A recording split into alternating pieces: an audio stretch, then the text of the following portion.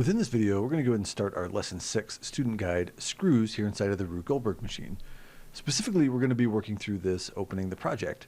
So follow along here inside of the PDF, and of course, you can follow along here in the video. To be sure that we're all working with the same information, we're going to go ahead and clear anything that's within our world.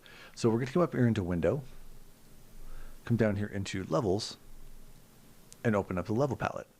And if you have any of these other lessons loaded, we're going to want to go ahead and unload them. So I have this pulley challenge loaded up, so I'm going to right click on it and come down to Change Streaming Method and choose Blueprint. Then I'm going to go ahead and click the little eyeball right here to hide anything in there. Now you may still have something just kind of hanging out, and that might be because in the previous lesson we were actually dropping stuff in the persistent level. So simply just click that and then press Delete on the keyboard to go ahead and get rid of it. Now we want to go ahead and load up the L6 screw sublevel, so we can just right click on it and come down here and say Change Streaming Method and choose Always Loaded. You'll get this little message. We'll go ahead and just say OK.